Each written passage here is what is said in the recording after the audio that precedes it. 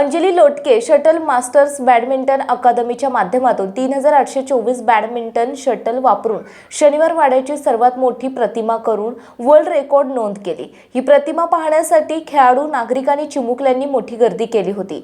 या अनोख्या बॅडमिंटन पासून बनवलेल्या शनिवार वाड्याच्या प्रतिकृतीचे उद्घाटन एमनोरा टाउनशिपचे व्यवस्थापकीय संचालक अनिरुद्ध देशपांडे यांच्या हस्ते झाले। यावेळी प्रमुख पाहुणे म्हणून हडपसर विधानसभा मतदारसंघाचे आमदार चेतन तुपे पाटील उपस्थित होते। यावेळी राष्ट्रवादी काँग्रेस हडपसर अध्यक्ष डॉक्टर शंतनू जगदाळे, कार्याध्यक्ष अमर आबा तुपे, संदीप नाना बधे, माजी उपसरपंच रुपेश तुपे, शहर उपाध्यक्ष किरण गाडेकर, संतोष बोराटे आदीसह खेळाडू मोठ्या संख्येने उपस्थित होते। बॅडमिंटन खेळाचा उगम भारतामध्ये झाला आहे, जिथे तो प्रथम पुणे शहरामध्ये आता पुणे म्हणून ओळखला जातो। 19व्या शतकाच्या मध्यात खेळला गेला। पुणे हे बॅडमिंटनचे जन्मस्थान आहे आणि या शहरात बॅडमिंटन शटल वापरून शनिवार वाड्याची सर्वात मोठी प्रतिमा विश्वविक्रम बनली आहे आणि हा विक्रम इंडिया स्टार वर्ल्ड रेकॉर्डने प्रमाणित केला आहे। Anjali Lotke shuttle masters badminton अकादमीने हा विक्रम केला। 2 दिवस ही प्रतिमा व्यवस्था केली आहे, असे आयोजक राष्ट्रवादी काँग्रेस हडपसर विधानसभा क्रीडा सेल अध्यक्ष अंजली लोटके यांनी सांगितले। अंजली लोटके शटल मास्टर्स हे पुणे शहरातील सर्वात मोठे बॅडमिंटन कॉम्प्लेक्स आहे। यात खेळाडूंसाठी हडपसर, वानवडी आणि नांदेड सिटी येथे अनेक बॅडमिंटन कोर्ट आहेत। हे 2016 पासून सुरू झाले आहे। या अकादमीमध्ये महाराष्ट्र बॅडमिंटन असोसिएशनच्या अंतर्गत विविध प्रकारच्या स्पर्धा आयोजित केल्या जातात। अकादमीच्या प्रमुख अंजली लोटके या पुणे जिल्हा, महाराष्ट्र राज्य आणि भारताच्या चॅम्पियन विजेता आहेत। शनिवार वाडा प्रतिमा नागरिकांसाठी 26 आणि 27 जानेवारी रोजी पाहण्यासाठी सकाळी 10 ते संध्याकाळी 6 वाजेपर्यंत उपलब्ध आहे। अंजली लोटके यांच्या उपक्रमाबद्दल अनिरुद्ध देशपांडे यांनी विशेष कौतुक केले। शटल मास्टरच्या टीमने नवीन उपक्रम करून वर्ल्ड रेकॉर्ड केले। खेळाडूंसाठी हा सुवर्ण क्षण आहे। यामध्ये मेहनत घेतलेल्या सर्वांचेच कौतुक आहे, असे आमदार चेतन तुपे यांनी सांगितले। नमस्कार सगळ्यांना, आपल्या रिपब्लिक डेच्या शुभेच्छा। मी Anjali Lotke shuttle masters badminton अकॅडमीचे फाउंडर आहे।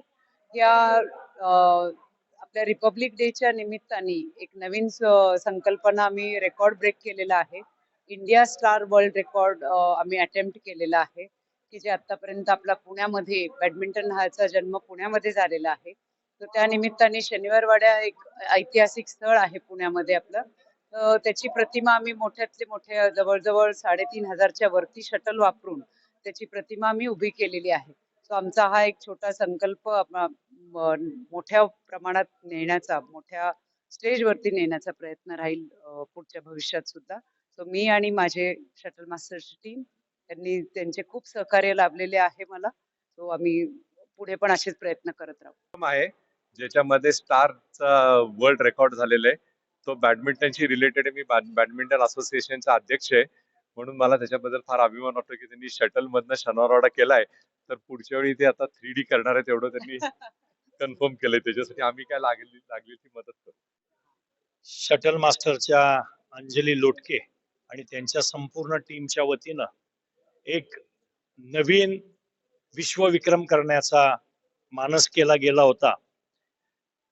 बॅडमिंटन या खेळाच्या माध्यमातून त्याची जी शटल्स आहेत ती 3500 शटल्स पेक्षा जास्ती वापरून पुण्यातील जे शनिवार वाडा आहे त्याची प्रतिकृती बॅडमिंटनच्या शटल मधून साकारण्यात आलेली आहे।